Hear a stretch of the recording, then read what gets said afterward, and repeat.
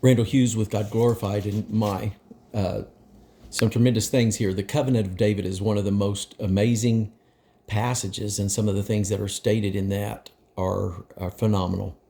And there's messianic implications in some of the things that are said here.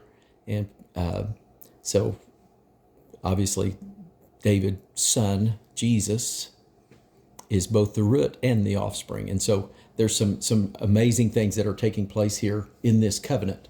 And through the chapters, both in Samuel and Chronicles, it bears out the prayer that David responded, very humbled by God's grace and favor on him and his family. It then goes to Psalms chapter 2 and Psalms chapter 110. There's different opinions on scholars on when these were written, and I disagree with Dr. Reese on this one. I would place these at the coronation of Solomon. And there's several implications that I have with that.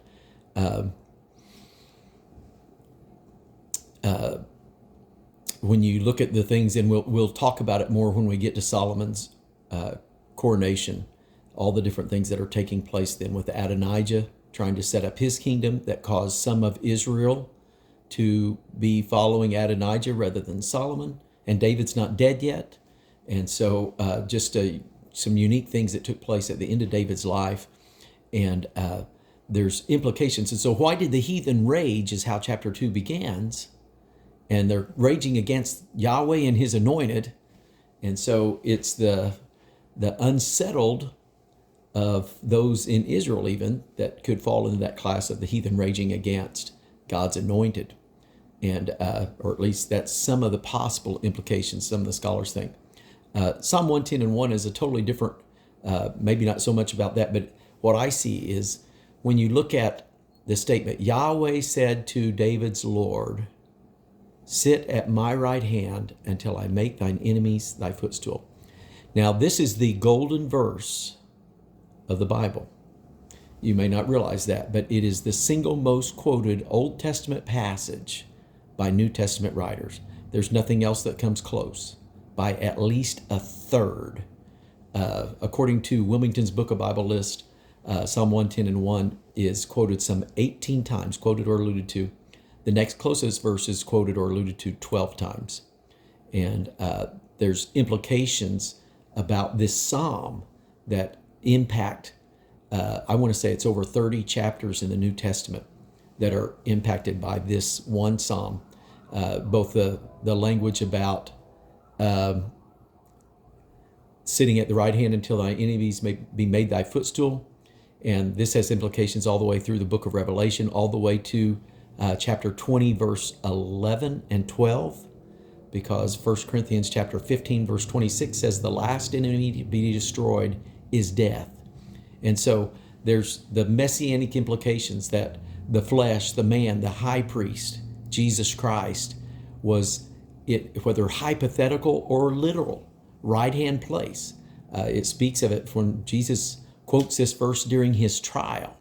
It's quoted or spoken by Jesus in the ending of Mark at his ascension, basically, or alluded to that he sat at the right hand. And it's mentioned again and on the day of Pentecost by Peter. And then it's quoted throughout the epistles. Paul references it in 1 Corinthians chapter 15. Some major Christological implications and dealing with its fulfillment in the book of Revelation. And so amazing psalm. I could go for days on it. I'll try to refrain. But once I heard some years ago that this was the most quoted verse, there was something that just put a hook in me that said, I've got to know more.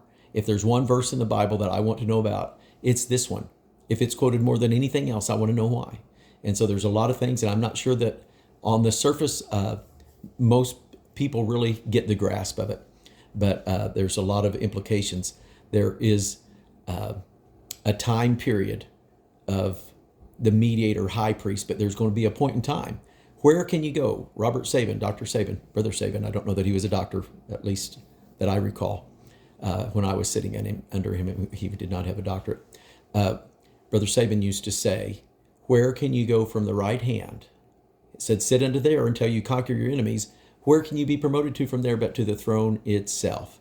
And so at the end of the book of Revelation, you'll find that Jesus Christ is the one sitting on the throne. I believe it's plainly, and I'm going to put together more videos on the book of Revelation that will help express that. But at any rate, a massive psalm, massive implications with Psalm 110. I believe its placement is at the coronation of Solomon. And you see a typology here in this, in what took place right here. When you see that the transition of the kingdom from David to Solomon, David is dying. He's becoming unfunctional physically. And yet Adonijah goes and blows a trumpet and gets a priest to follow him and gets Joab to follow him and declares that he's the next king. And when Bathsheba finds out and Nathan find out, they come to David and say, David, you said Solomon was going to be next. And so David said, go to another location, Zion, the Gion Springs, I believe it was, and blow a trumpet and declare Solomon, take my chariot, take my horses, whatever it was, all the different things to show the favor of David on Solomon, which that then created a co-regency. So think about what's spoken when it says, Yahweh said to my Lord, sit at my right hand until I make thine enemies thy footstool. So Solomon became king. David was more or less king in name only at this point because his health was failing. And so Solomon actually was the functioning king. So to some degree, David may be calling Solomon his Adonai. And then he's saying, Yahweh said to my Adonai, sit at my right hand until I make thine enemies thy footstool. So amazing passages. I've probably gone on too long on this. We could go more. Kiss the Son in chapter 2. That's just meaning show favor to. There's a lot of different ways some would interpret that. Obviously, Trinitarians try to put an eternal Son in there. That's not at all what I believe it is trying to say at all. It's just show favor to the king, or you're going to bear his wrath. Melchizedek, the priesthood of Melchizedek, and Psalm 110, once again, there's massive implications there. I do not believe Melchizedek was a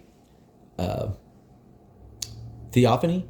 I believe he was a man, and you probably would need to go back to Genesis. I don't remember what chapter that was off the top where Abraham encountered him. I believe it was somewhere in the 15s, Genesis chapter 15, 16, somewhere along in there.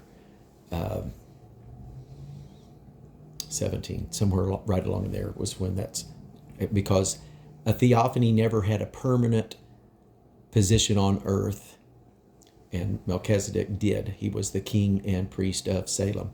And so to have a physical position on earth would not fit for a theophany in my world, in my way of understanding Scripture. So anyway, some tremendous things that we read here, and implications that are awesome. Messianic prophecy in chapter 16, verse 10, it would not suffer my soul, thy Holy One, to see corruption. Speaking of the resurrection of Jesus Christ, Peter quotes that on the day of Pentecost as well. So some great verses of Scripture from our reading today. I pray you are blessed and challenged, and to seek to know and understand more about the God of this book and the Messiah that he sent is an amazing part of Scripture. God bless you.